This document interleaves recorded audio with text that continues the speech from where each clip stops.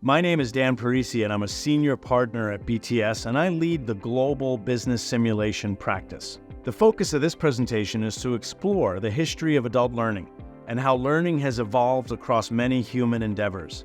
We will see how traditional approaches to learning fall short when it comes to environments that are high stakes and high risk. By the end of this presentation, you'll also understand why experiential learning and simulations are the best way for adults to learn in a business environment. Our story begins in monasteries in Europe in the Middle Ages. Monasteries preserved learning and literacy in the era before the printing press and the printed book. This painting is actually a fresco on the wall of a monastery painted in the early 1400s, and it depicts a style of learning that likely looks very familiar to us today, hundreds of years later. This is what was originally called the lecture scribe method, where the teacher in this case reads from a text, and the students or the monks will write down the lecture word for word. The teacher lectured and the monks scribed. Before the printing press, this was often how new books and manuscripts were created. And if you listened to an expert and you wrote down everything he or she said, you would actually learn something about the topic. Funnily enough, this fresco painted in the 1400s captures some of the shortcomings of the lecture scribe approach. Take a look at the engagement level of several of the students. These two are having a conversation. This guy somehow looks like he's checking his phone, and this poor guy,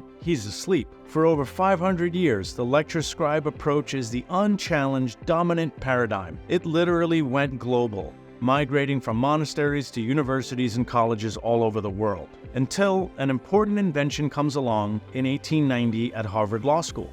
The inventor is a Harvard Law professor with the peculiar name of Christopher Columbus Langdell. In 1890, after humanity is subjected to a solid 500 years of the lecture scribe approach, Professor Langdell invents the case study, which brings an accurate summary of a historical event into the classroom for a more open and collaborative discussion. The learning is now more practical and less theoretical because of the use of real-world examples or cases. The case study approach catches on and is adopted in all professional schools like law, medicine, and business, and then spreads into many undergraduate colleges. Decades pass before the next revolution in adult learning, and this time, it doesn't come from the university system. Fun fact, there has not been a major innovation from universities on how adults learn since the case study in 1890.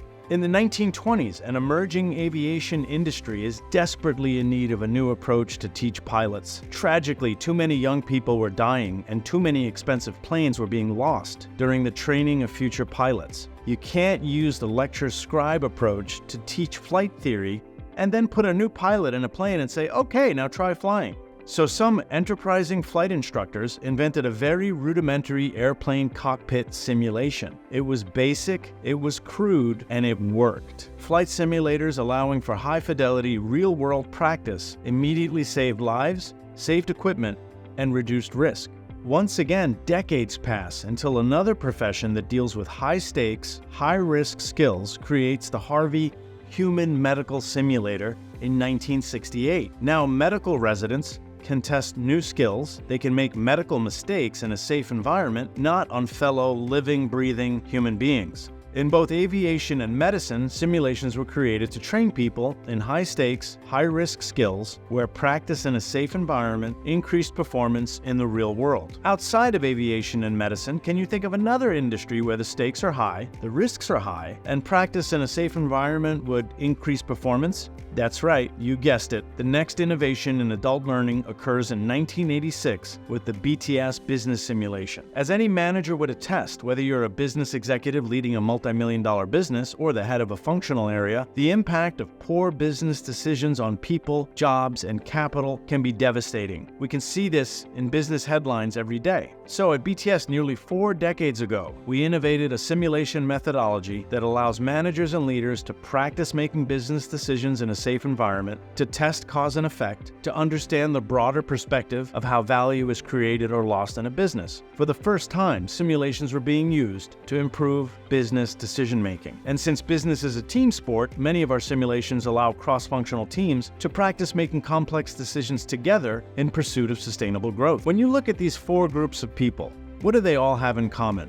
Well, first, they're all under enormous pressure to perform. Second, what they all have in common is tremendous amounts of practice in order to be successful. They all rehearse, they drill, they practice, They simulate real-world conditions so they can increase performance. What about in your business environment? I assume your business is also high stakes, a high-risk environment, and I assume that there are complex skills and tasks, often executed by teams. I assume that your business is also interested in high performance. So what's the practice to performance ratio in your business? How much time do your people spend practicing versus performing? When I ask this question to CEOs, I often hear crickets. Now, I'm not saying companies need to start practicing 6 days a week like pro sports teams, but if we have learned anything from these other domains interested in high performance, it's time to leverage what 500 years of adult learning evolution has culminated in. Just like the domains of sports, aviation, medicine, the military, and the performing arts, there are no shortcuts to higher performance in business.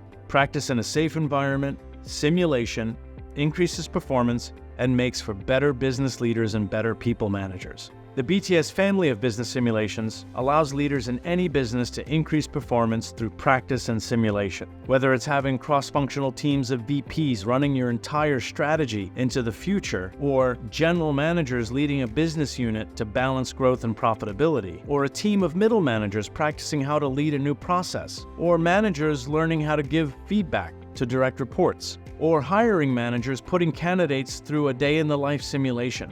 Whatever type of business simulation our clients are using, they are preparing leaders and managers to make better decisions, especially when it's a high-stakes environment, where the risk is high, where complex tasks are being performed by teams, where practice is required, and high performance is expected. It's time for businesses everywhere to let go of old approaches to building new skills and embrace the power of simulations to make better leaders and get better business results.